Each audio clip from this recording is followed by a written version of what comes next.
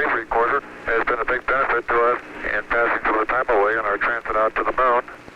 And it's rather odd to see it floating like this in Odyssey while it's playing the theme from 2001. April 13th, 1970. The mood could only be described as relaxed. Apollo 13, man's fifth lunar mission. The third, scheduled to land on the moon, continued its tranquil coast. This is the crew of Apollo 13, wishing everybody there a nice evening, and we're just about ready to close out our inspection of Aquarius and get back for a pleasant evening at Odyssey. Good night. 13, we've got one more item for you when you get a chance. We'd like it to stir up your cryo tanks. In addition, have Shaft and Trunnion Okay. for a look at the Comet Bennett if you need it. Okay. Stand by.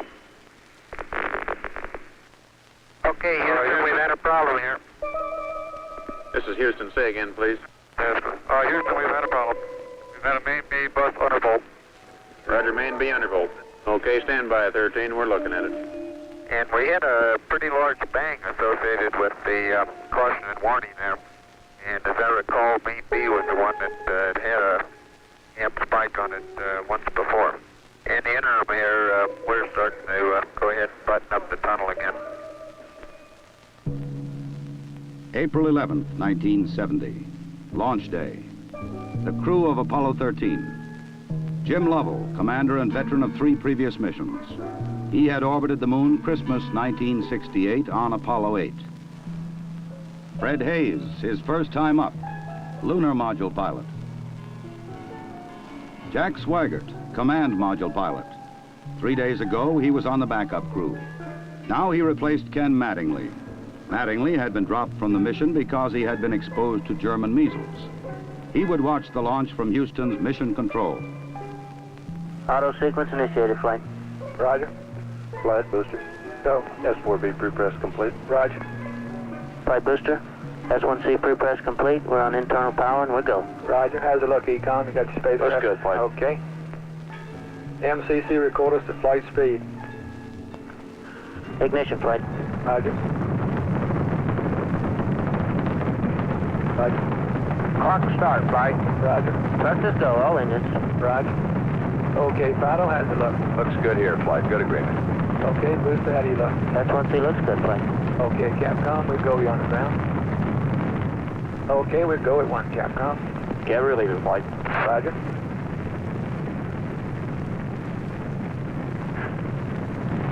Booster, how do you look? We look good, flight. We go. Okay, Fido. We're go, flight. Looks good here. Guys, how's it look? Good, flight. Okay, Econ, GNC. Looks good, flight. Looks good, flight. Okay, Sergeant. Looks fine. Through max Q and we go, flight. Roger, booster. And go for staging, Capcom. Confirming board out, flight. Roger. Staging, flight. Roger. Flight Fido, trajectory confirmed, staging. Roger. Flight booster, then board out was way early. Okay. Flight confirmed, number 5 engine down. Roger. Booster, you don't see any problem with that, though, do you? Negative, not right now, flight. All the other engines are go.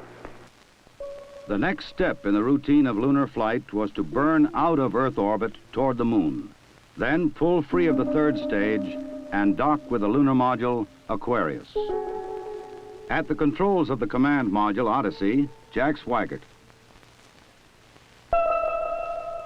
We're hard docked, Houston. Roger, understand, hard dock. Good deal. They pulled Aquarius away from the Saturn third stage, the S4B. Okay, I can see the S4B now at the hatch windows. Odyssey and Aquarius moved away from Earth toward the moon.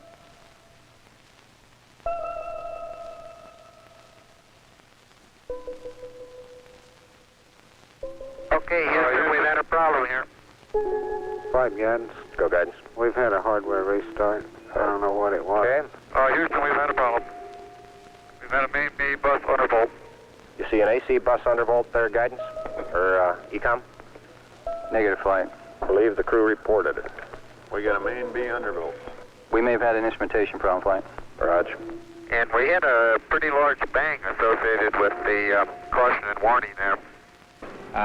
The sensation I had, that I had felt a vibration accompanying the bang, not a large vibration or shudder.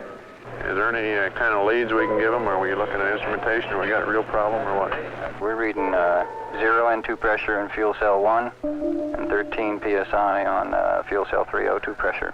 Okay, Barrett, what do you want to do? Open circuit fuel cell 1 and 3? That's for flight. Shut down the reactance valve, and I asked for a reconfirmation, since when you do that, it's sort of irreversible. If you shut one of these things down, they only can be restarted from ground support equipment.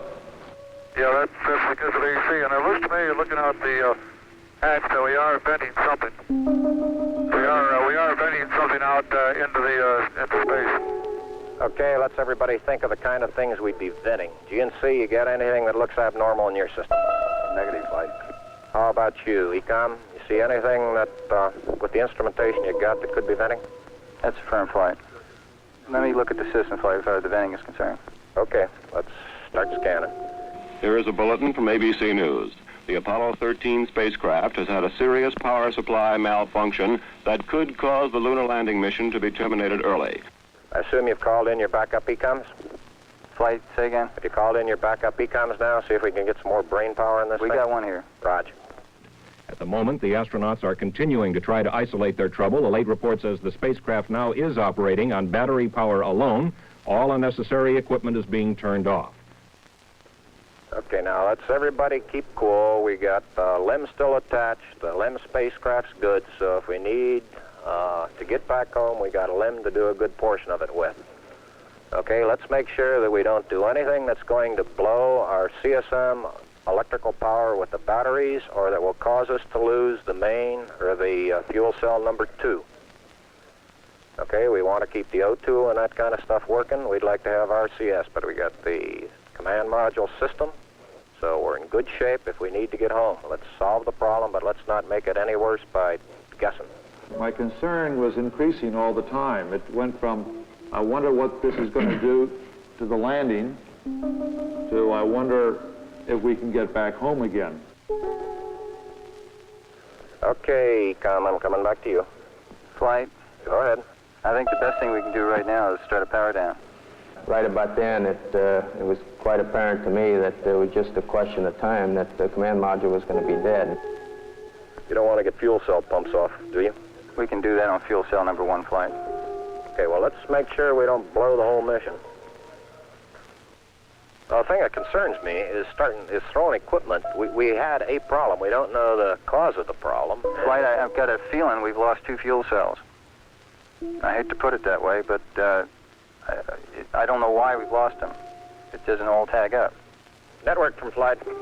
Flight network. Bring me up another computer in the RTCC, will you?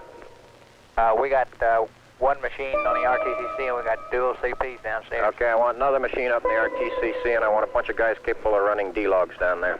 Roger that.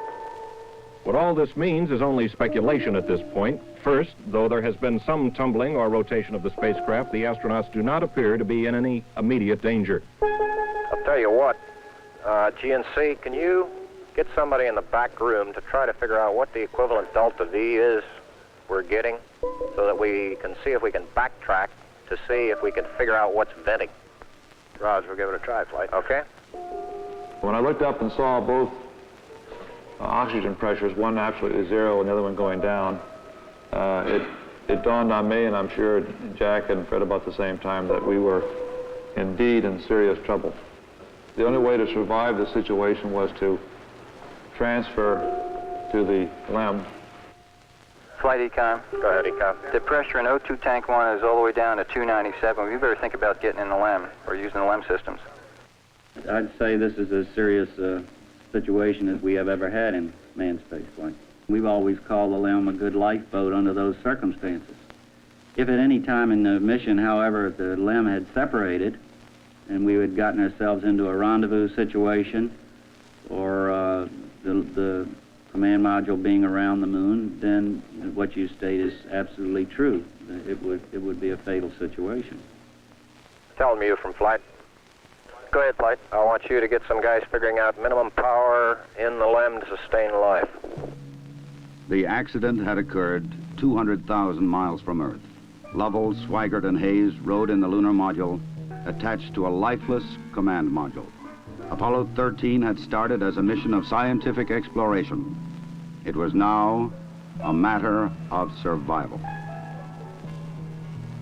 Since the command module was dead, except for the oxygen and power hoarded for re-entry, the guidance platform of Aquarius, designed to land on and take off from the moon, would have to be used. The first milestone, and I consider this after the accident, I guess, more or less the survival now. The first milestone was to get alignment on the LEM platform. Alignments are important, you know, because without knowing exactly which way the attitude of a spacecraft is in space, there's no way to tell how to burn or how to use the engines of that spacecraft to get the proper trajectory to come home. The position we are now on the Earth-Moon plane, we have to go around the moon to get back if we're going to use the DIPS engine. You would have had enough capability with the SPS engine, but of course we don't dare use that now. So we have to go to the back side of the moon and come back.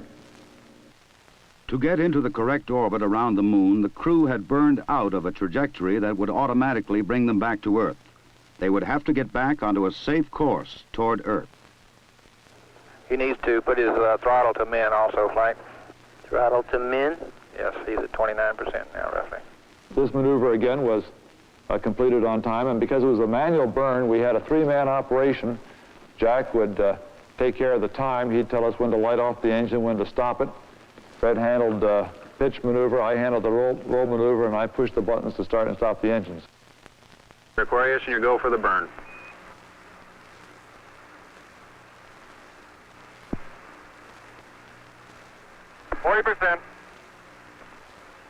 Okay, Aquarius, you're looking good.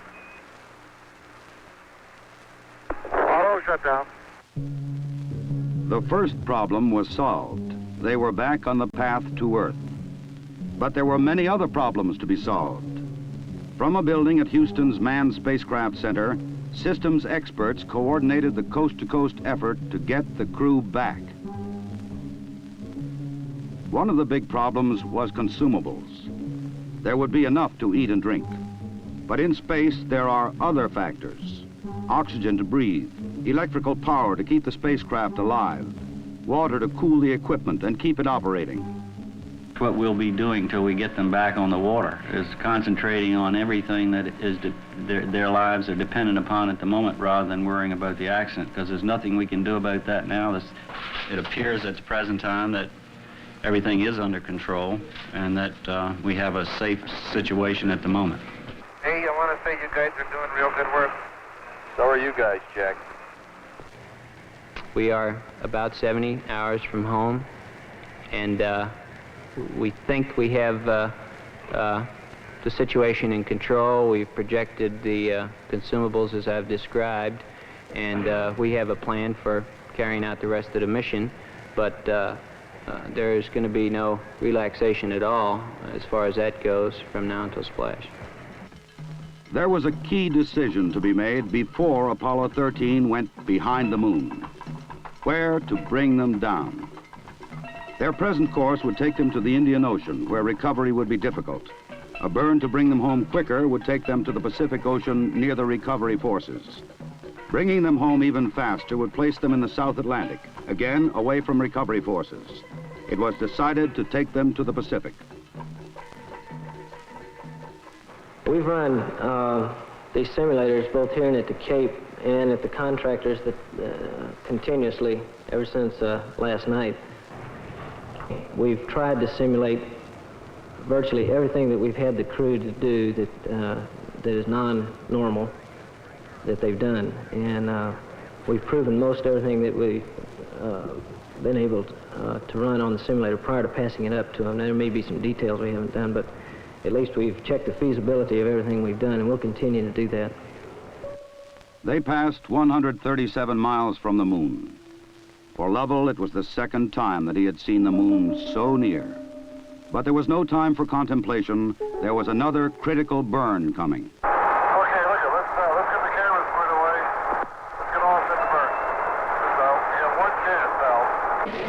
And in Houston, the newsmen poured in to tell an anxious world the story. Well, that was going along with the ignition time. Shortly after Apollo 13 had separated from the Saturn third stage, the stage had been sent on to a trajectory toward the moon. Its impact would be recorded by the seismometer left by Apollo 12. By the way, Aquarius, we see the results now from 12's seismometer. Looks like your booster just hit the moon and it's rocking it a little bit. Over. Well, at least something worked on this flight. I'm sure glad we didn't have a limb impact, too. Jim, you go for the burn. Go for the burn. Roger, understand. Go for the burn. Guidance okay? We're good, flight. Control okay? We're okay, flight. Tell me we're go, flight. Inco okay? We're good, flight.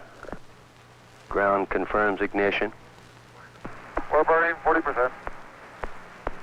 West Houston, you're looking good. Roger. Shut down. Roger, shut down. I say that was a good burn. Roger, now we want to power down as soon as possible. Understand. To conserve the electric power and cooling water, the crew shut down all but the vital, life-sustaining systems of the LEM. I think the LEM spacecraft's in excellent shape, and I think it's fully capable of getting the crew back. I think, as we have found before, every time we've put the LEM spacecraft to a test, it's always done much more than it was guaranteed to do, and I think this is a good case in point. Conserve the consumables, cooling water, electric power. The LEM water gun was leaking, and we shut that off. I guess it leaked about a quart of water, I would estimate. But it took me about 2 days to get my feet dry, and of course I think you were all aware that the temperatures were going down in both vehicles, and it's made for very chilly feet for a couple days.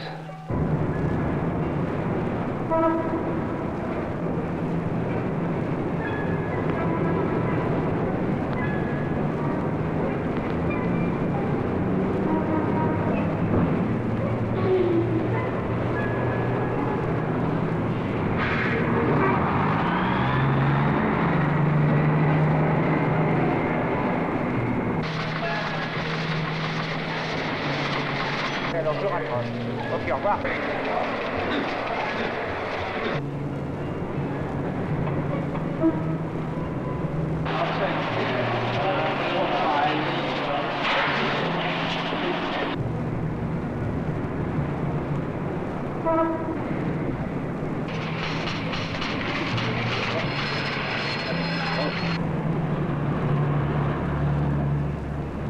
Lord, your astronauts will come back safe.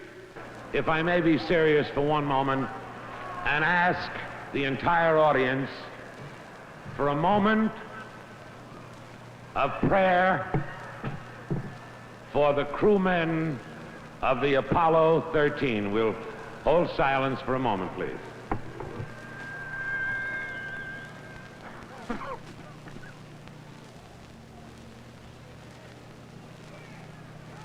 RCS-A stands at 62% and B at 62%. I feel we've gone a hell of a long time without any sleep. We're going to have to start thinking about getting people back to sleep again because I didn't get any sleep last night at all. Command module just slowly kept going down in temperature until I think just prior to re-entry, it was down to about 38 degrees. And along with that, it was a sort of a chilling coldness. The walls were perspiring, the windows were completely wet, and it wasn't too healthy. I recall that we went in there to get some hot dogs one day, and it was like reaching into the freezer for the food.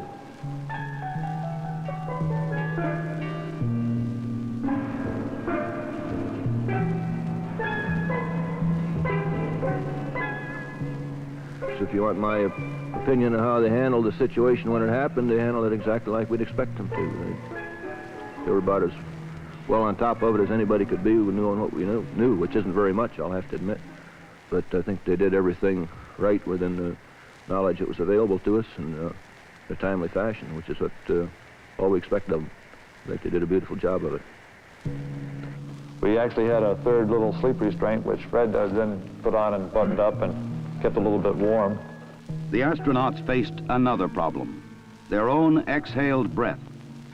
The lithium hydroxide chemical to take carbon dioxide out of the air was not sufficient in the lunar module. They would have to adapt the canisters from the command module to fit the hoses in the LEM. On the ground, an adapter was fashioned from materials the crew had available in the LEM. Cardboard from a checklist, plastic bags, and tape. After checkout in an environmental chamber, the directions for construction were sent up to Aquarius. At this point in time, I think the partial pressure of carbon dioxide was reading about 15 millimeters. And we constructed 2 of these things and put them online, and I think within an hour, the partial pressure of CO2 was down to 2/10. So you see that survival now became one of initiative and ingenuity, and it was one which the ground continually helped us along. We had all kinds of people on the ground trying to think up ways of extending our lifetime. There would be still another burn, a mid-course correction to get Apollo 13 into the narrow corridor through the atmosphere for a safe return to Earth. We're at burn attitude, flight. College. Ignition.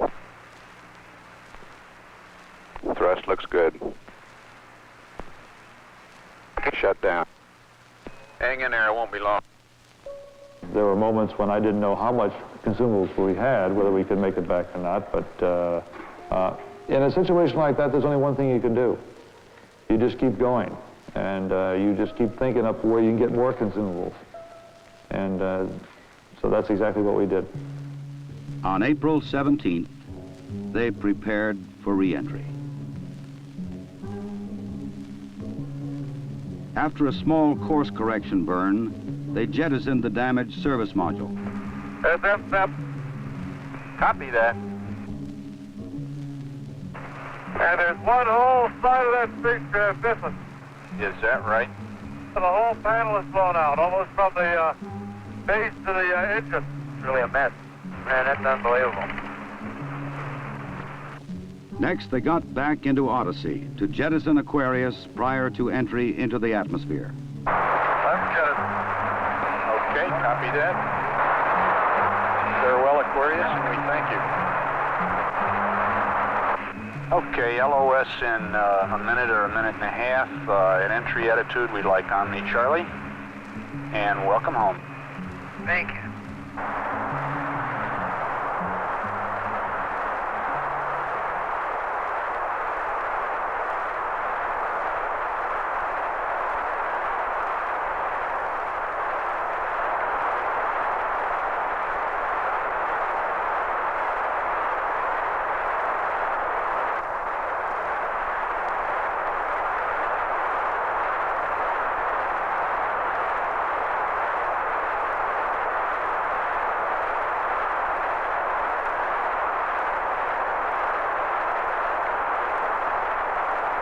Odyssey Houston standing by, over.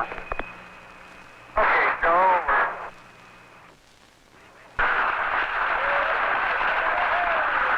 Odyssey Houston, we show you on the mains. It really looks great.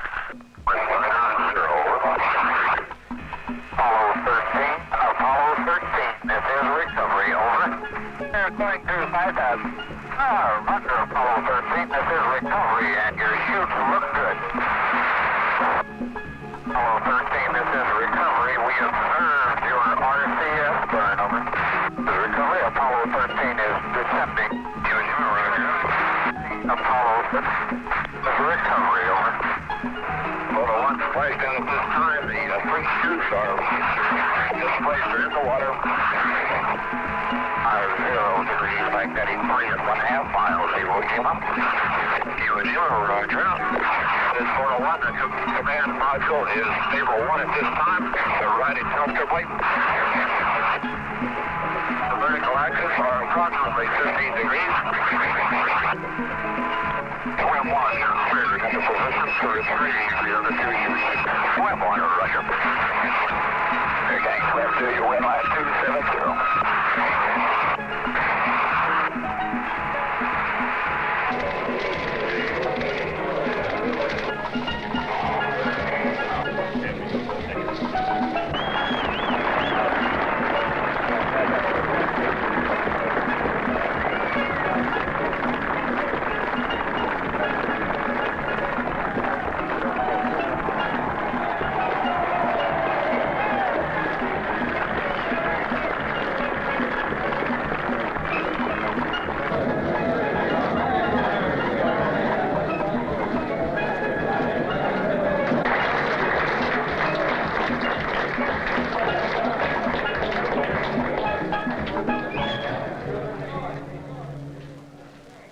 I recall, Captain, that when I spoke to you on the phone, you said that you regretted that you were unable to complete your mission.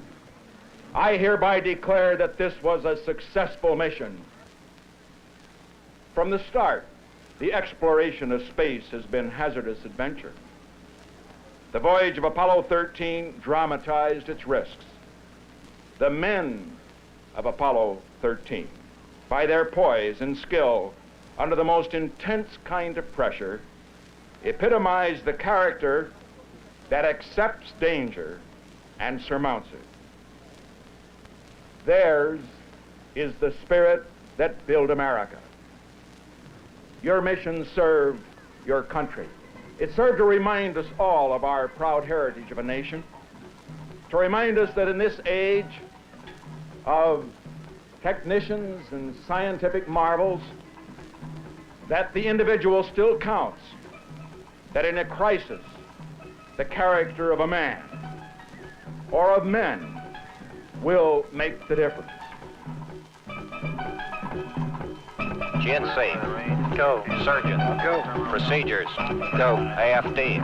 Go. Network. Go. Computer soup. Go. Raj, network, give me an Amber. RTC on AFD conference. RTC's on the AFD conference. Okay, all flight controllers, let's play it cool.